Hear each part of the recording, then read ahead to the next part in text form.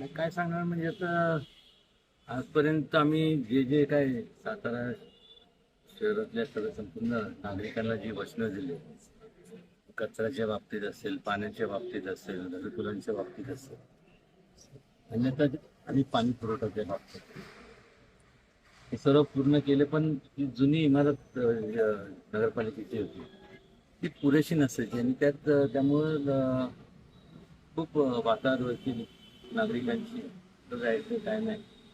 आणि खऱ्या अर्थाने त्यावेळेस मग आम्ही जागा शोधत होतो, जागा कुठं आपल्याला मिळेल. आणि नेमकी म्हणलं की ऐन मोक्यावरती एक सेंट्रल अशा ठिकाणची अशी जागा ही माननीय बाबासाहेब कल्याणची आहे.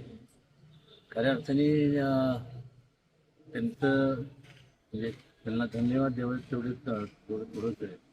कारण की आम्हाला अजून आठवतं की आम्ही जात असताना तिच्याकडे जात असताना गाडीत आमची चर्चा होती, समजा आता ह्या जागेसाठी येण्यासाठी लोन कुठून आणायचं, हुडकोकडनं का इकडनं का कुठून, ही चर्चा होत असताना त्या ठिकाणी आम्ही गेलो.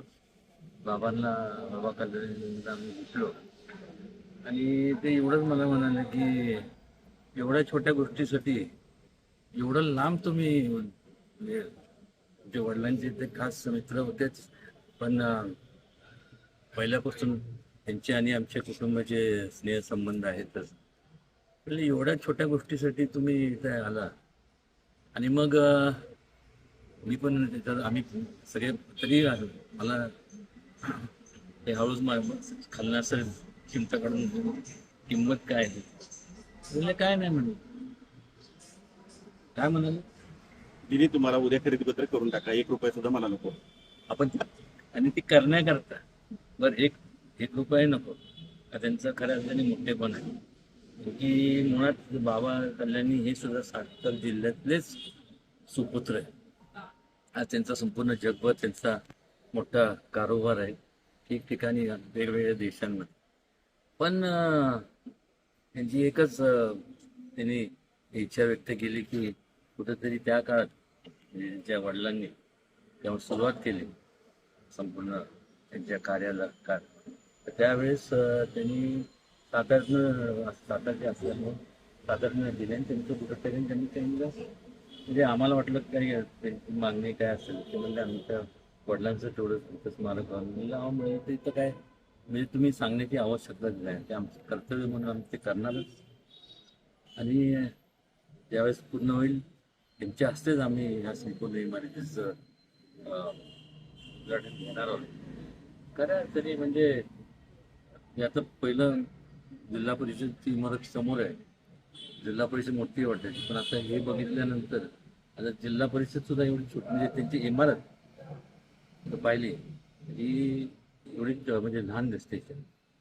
आणि त्या काळात जे खास करून बनकर वकिलांनी त्याच्या म्हणतात पाठपुरावा केला आणि अनेक जे काय त्यांचे सहकारी आहेत त्या सर्वांनी इकडं जा तिकडं जा अधिकारी वर्ग असेल हे असतील ते असतील यांनी संपूर्ण नगरसेवक त्यावेळेसचे नगरसेविका हे सगळ्यांच्या पाठपुराव्यामुळे आधी भव्य दिव्य वास्तू आपल्याला पाहायला मिळते. लवकरच आता मला वाटतं एक महिना दीड महिन्यात काम पूर्ण होईल. कारण त्याचं एक चांगल्या प्रकारे आम्ही बाबा त्यांच्या हस्तेच आम्ही त्यांच्या हस्तेच आम्ही उद्घाटन घेणार आहोत. आणि चांगलं एक म्हणजे साताऱ्याच्या वैभवात एक भर पडली असं म्हणलं तर गाव अवघड ठरणार नाही. आणि याचं संपूर्ण श्रेय एक संपूर्ण सर्व नगरसेवक सगळ्या नगरसेविका त्यावेळेसच्या सगळ्यांना मनापासून मी देतो.